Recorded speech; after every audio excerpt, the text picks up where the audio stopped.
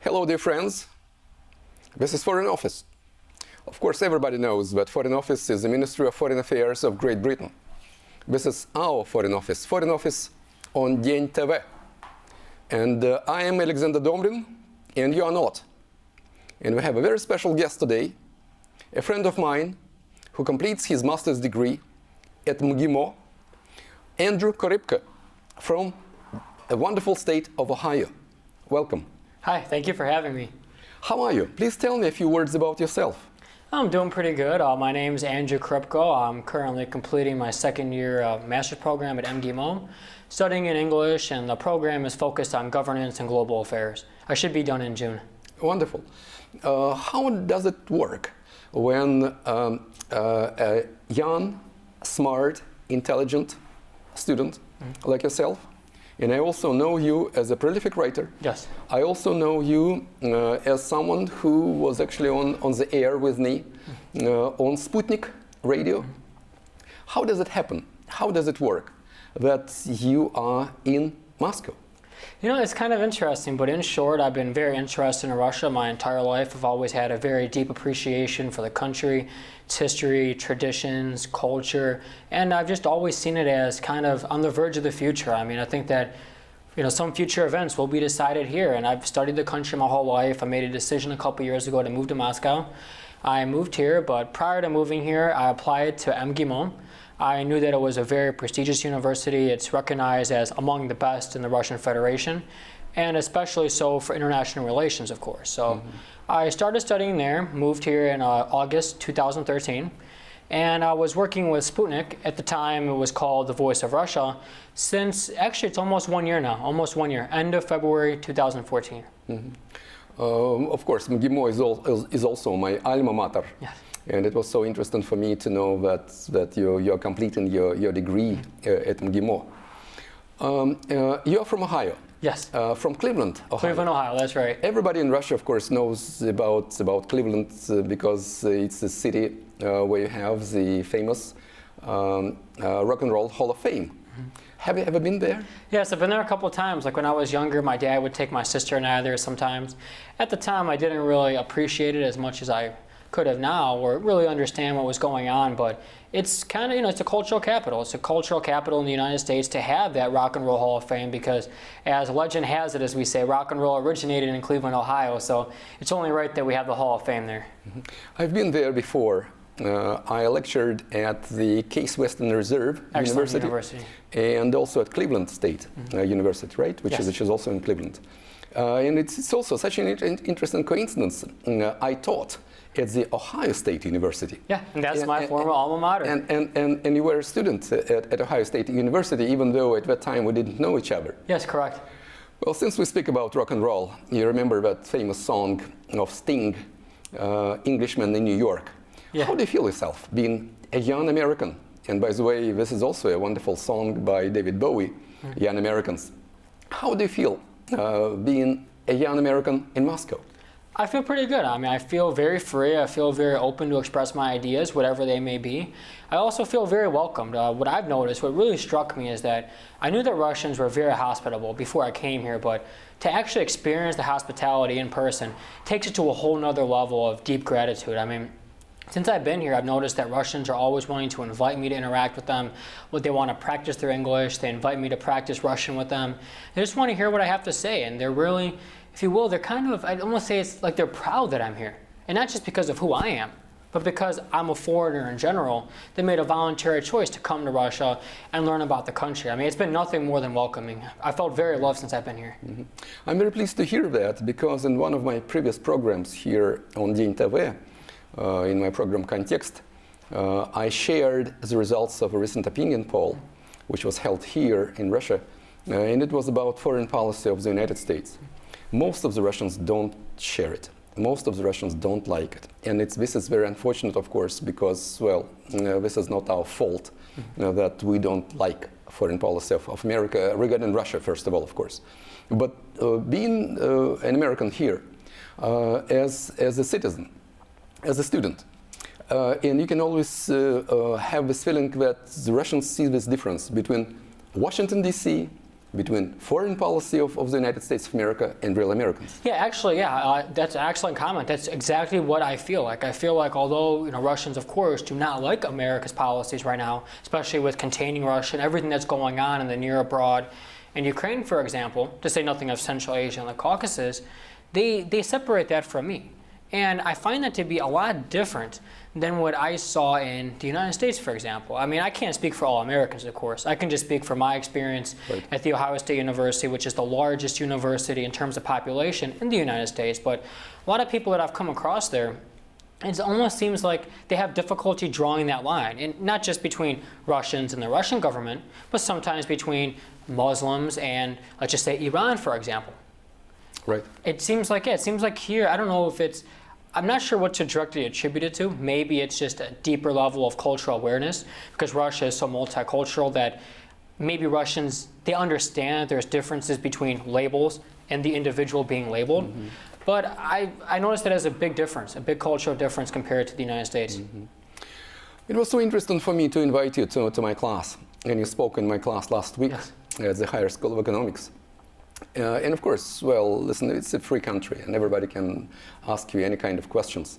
And it was quite interesting for me to hear some of those questions of my students. What are you doing here? You are from America. Russia is not a country based on the rule of law. There is no freedom in Russia. Yes, I remember those questions. Do you remember that? And I remember your smile, because that's exactly what I have on my face when I hear this kind of accusations or estimations regarding Russia. What is your take on that? Oh, what I find it to be even more ironic in a way, that as much as Russians love their country, they're not afraid to be extremely self-critical. In some instances, I believe, as an observer, almost overly critical, some of them may be. But it also, just to compare with the United States, is kind of different from the United States. In the United States, even if, let's just say, an American dislikes the United States, dislikes the policies, the culture, the rule, or the lack of the rule of law in the United States, they don't question why people come to the United States. Mm-hmm. And I just think I would almost attribute that to American exceptionalism. But I would go as far as saying that all great countries are exceptional in their own way, because Russia is also a nation of immigrants. Sure. I mean, Russia was built on many different ethnicities besides ethnic Russians. And I think that if Russians, this is just my observation, of course, that if Russians kind of paid more attention to what is Russia, like what is the Russian Federation, the Federation part is very important here, I think maybe they wouldn't question, what are you doing here, but maybe why didn't you come here sooner? Why aren't there more people coming to Russia? Mm-hmm. As opposed to, like some of the students were asking, wow, like where did you get that idea to come here? Mm-hmm. As though it was something pretty foreign, even though there's many foreigners here. It's a great point. Now, please tell me, some of your friends, those friends of yours in Cleveland or somewhere else, do they wonder? Do they question? Do they ask you this question? Why Russia? Okay, it's kind of interesting because some of them do. Some of them already understand. The friends that I've known from high school, they've understood me since I've been growing up, that I've been very interested in Russia. I've been very interested in what goes on here. To them, it's natural. They understand why I moved here. To them, they don't even have to question it because it's just a natural progression for me.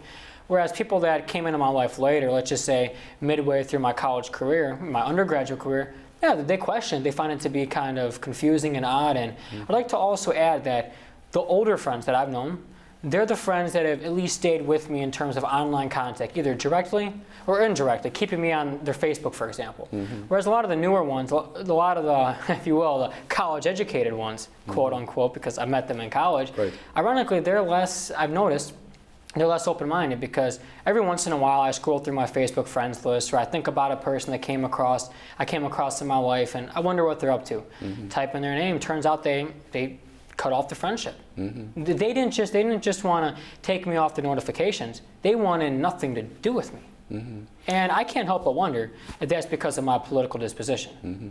Our program is not strictly about politics, and that's one of those great things about our program. So let me ask you this question about Russian literature, about those Russian writers who help you to understand us as Russians. Oh, I'd say, okay, right now I'm finishing up the book Oblomov, which, as you know, is a very famous book in Russia. I read a lot of Ivan Turgenev. I specifically like Smoke and The Home of the Gentry. I read those back when I was an undergraduate for fun, not as part of a course.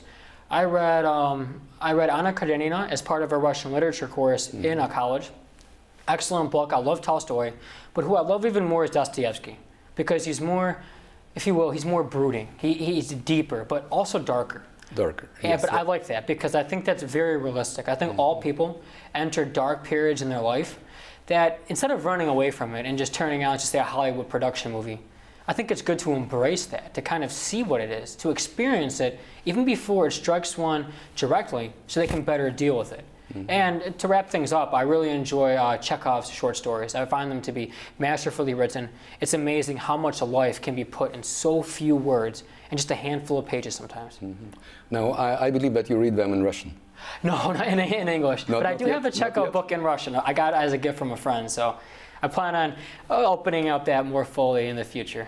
Speaking about Oblomov, I really need to recommend an absolutely wonderful film, a masterpiece directed by Nikita Mikhalkov, based on Oblomov. That's number one. Number two, I'm from the countryside, and since you mentioned Anna Karenina, just about an hour ago I was passing by that place where Anna Karenina threw herself on the train. Yes, in the past it was called Abiralovka. Now it's a city called Железнодорожный. And of course Chekhov is my favorite writer. And just something else to recommend you and to recommend, of course, our English-speaking audience. You were speaking, of course, about some great writers from the 19th century mainly. Москва, петушки. It's an absolutely wonderful novel, which is technically a poem in prose. Well, you know what, well, mentioning a poem, it actually reminded me, I don't know how I forgot about it, about Mikhail Lermontov. I love A Hero of Our Time and the poem Demon. I read it in English about a year ago. Of course, it's not as deep as reading it in Russian, but I really, really like Lermontov. I think it's a tragedy he died so young. Andrew, let me ask you this question. Okay. I was on the radio on one of most prominent Russian radio stations just last week. And the program was also absolutely apolitical. It was dedicated exclusively to America. So we were speaking about food, we were speaking about nature, we were speaking about mentality, about culture, etc., etc. I will be bringing 10 of my Russian students to America in April. None of them has ever been to America before. Oh, really? None of them is from Moscow. They're from the real world, from real Russia. Yes. What would be your recommendations, your advice, what to see, what to hear, what to try, what to test? And of course, not only as a kind of your advice to my students, but also for the Russian audience who will be watching our program. Well, what I love about the United States when it comes to a culinary side is it's actually not really American food. It's Mexican food.